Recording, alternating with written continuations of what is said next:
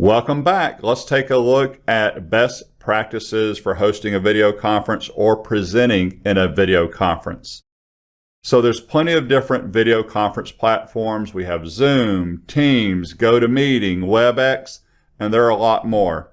They all have, though, a lot of similar features. For example, audio on or off, camera on or off, sharing your screen versus sharing a window. Let's go ahead and take a look at some of my best tips right now.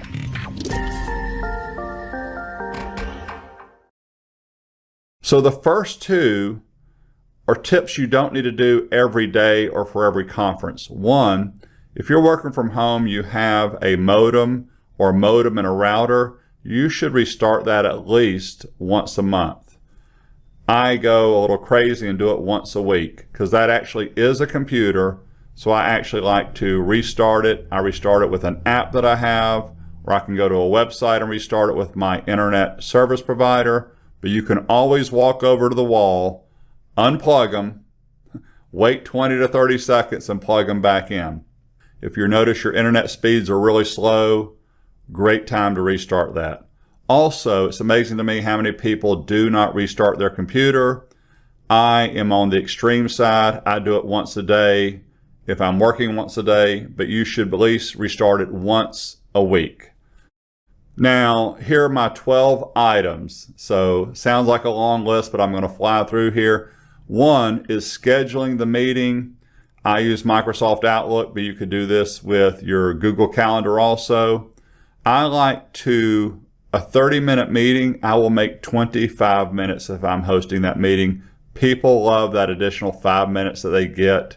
All of a sudden the meeting's over, they have time to go get coffee, tea, get ready for their next meeting. So I usually schedule my meetings 25 minutes. Outlook's got this feature in there that automatically does it for me, but you can manually do it also. It even in Outlook, once I get to a 1-hour meeting, the 5 minutes turns into 10 minutes. Great feature there. Two, if you're going to present something new and share your screen, and it's something you haven't discussed before or presented before, just do a quick practice run with some coworkers. It's another tip for you right there. Number three, I don't always do this, but I will occasionally run a speed test. You don't have to restart your computer to do that. Just go and Google speed tests and make sure your download and upload is close to what you're paying for. Again, if it's really slow, let's say you're paying for 1,000 upload and download and you're only getting 15 or 20, back to restarting your computer and restarting your modem. Number four, this one's an easy one. Just check your audio and your video before the meeting starts. All these video conference platforms give you that option. You can even test it before you join the meeting. You can even test it with Zoom when you're in the meeting. Number five is screen resolution. This one is a big point. If you know you're going to present, I'm going to go to my desktop. I suggest you make a resolution 1920 by 1080. That is not the resolution I'm normally working at during the day, but I'm going to right click, display settings, two monitors by the way. I'm going to go to monitor one. Know what monitor you're going to share. And if you notice, I've already changed to 1920 by 1080. I'm not going to click it, but I'm usually working at 2560 by 1440. My screen would get a lot smaller, my icons would, and it makes it difficult for people to see. So 1920 by 1080. That is also a great resolution for when you're recording a meeting. Tip number 6. Not 100% you have to do this, but I like to clean off my desktop if I know I'm going to present and be swapping around. If you don't want to clean off your desktop, that one's okay, but I usually clean off my desktop. I have got a folder that sits on my desktop where I just put icons that I want or files sitting on my desktop that I want. I will just temporarily move them in there. Number 7 is a big one. Are we recording this meeting? The reason I want to make sure you know that is if you're recording, this is when you definitely want to make sure, I'm tying this into a few other ones, make sure if you know you're going to present that no confidential or sensitive information is running on your computer. You may be tempted to move it to another monitor. I would recommend you just close it out.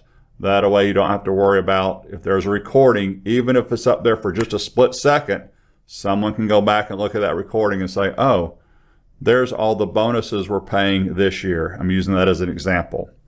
So I close any apps I don't need right there. Another easy tip, this has to do with recording. Turn off your notifications. Just go to Start, type in Notifications, and turn off your notifications.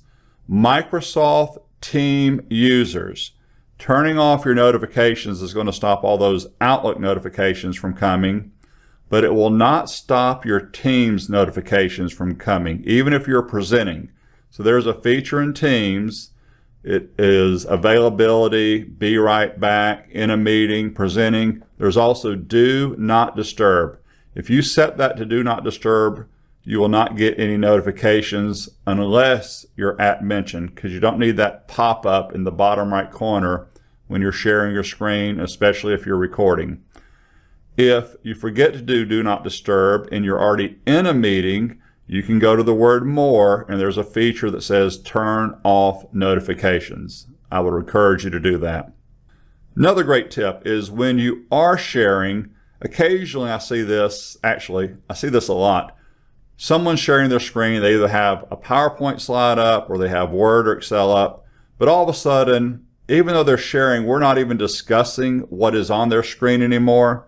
So be ready to stop sharing when you're back to having a discussion, especially if recording the meeting. It makes the recording a lot better than people seeing a PowerPoint slide and everyone in small icons for that recording. So stop sharing when a discussion starts. Close any apps you don't need. I may have during the day, just like you, 10 to 12 apps running. If I know I'm going to share my screen and I don't need those apps, I will turn them off. You can also see in your Task Manager what all you have running. Task Manager is Control, Shift, and Escape. You can do all that with your left hand. As you can see, I am planning on this video, so I closed any apps I didn't need. There is my OneNote, there's my Canon camera, and here's my Camtasia running. So if I had to present something in Excel, I would have Excel running and maybe PowerPoint, but I close anything else I don't need. I like to check my CPU and I like to check my memory. The lower the percentage, the better for these two. And I've already discussed this, but it is definitely worth repeating. Make sure any confidential or sensitive data, you close out of that. So even if I need to show something in Excel, but I was just working in a payroll file, say I'm in the payroll department, I would close out of that file, but leave Excel running and pull up whatever other Excel file I need. I never have any files running that have confidential or sensitive information. I just don't need to take the chance that they get shown in a meeting. Lastly, when the meeting's over, usually there's something to do. So this is back to me giving myself some time when a meeting starts and ending it a little bit early. I plan on a follow-up, if possible, after a meeting. Sometimes I got to go from one meeting to another, especially meetings that I don't schedule. But ideally, if you're scheduling the meeting and hosting it, give yourself some time for some follow-up. I hope you enjoyed these tips. Thank you for your time.